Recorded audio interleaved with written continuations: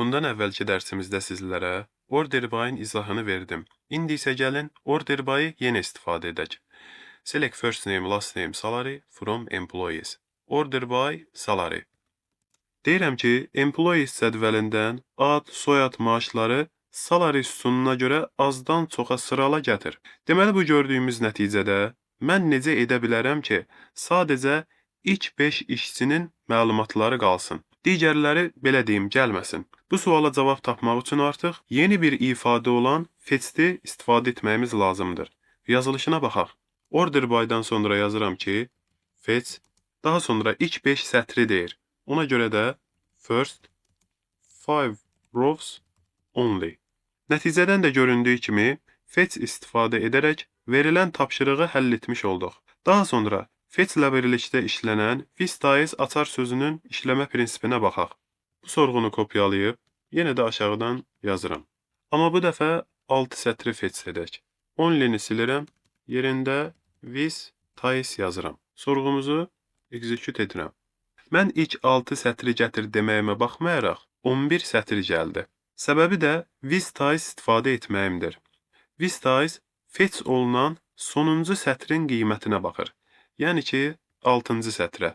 Mən sorğunu hansı sütuna görə sırala deyirəm? Salary sütununa görə. 6-cı sətrin qiyməti 2500-dür. Növbəti sətirlər də 2500-dürmü? Bəli. Ona görə də nəticəyə əlavə olundu. With istifadə etməyin üstünlüyü budur ki, məsələn, maaşı ən azı olan ilk 6 işçinin məlumatları gəlsin.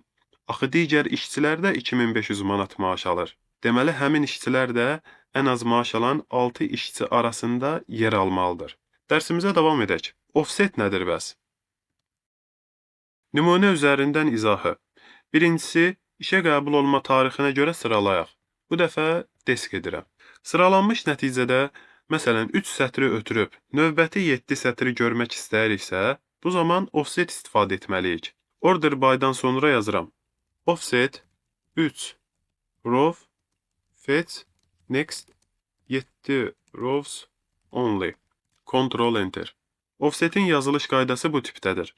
Offset müəyyən sətrin sayı, row sözü. Next yazmaqla first yazmağın fərqi yoxdur. Yenə də nəticə dəyişmir.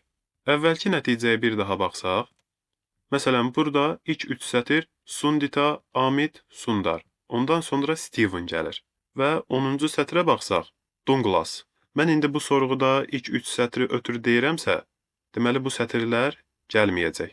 Növbəti 7 sətri isə Steven'dan başlayacaq, Douglas'da bitəcək. Bu sorğunu yenə də execute edirəm. Göründüyü kimi, ilk 7 sətir Steven'da başladı və Douglas'da bitdi. Sətrin sayını bildirmək üçün, misal üçün, birinci nümunəyə qayıtsaq, bunu bağlayıram. Göründüyü kimi 5 yazmışam. 5-i silirəm, yerində 10% yazıram. Ctrl Enter. Percent faiz deməkdir. Faizlə bildirirəm fetch olunacaq sətrin sayını. Ümumi cədvəlimiz 107 sətirdir. 10% edir təxminən 11 sətir. Nəticədə də 11 sətir gəlmiş oldu. Son bir şey də deyib bu dərsimizi yekunlaşdırmaq istəyirəm. Bu yazdığımız sorğuya əgər şərt vermək istəyiriksə, və-ni harada yazmalıyıq? Ardıca yazıram ki, və last name bərabərdir Markov. Ctrl Enter. Xəta verdi.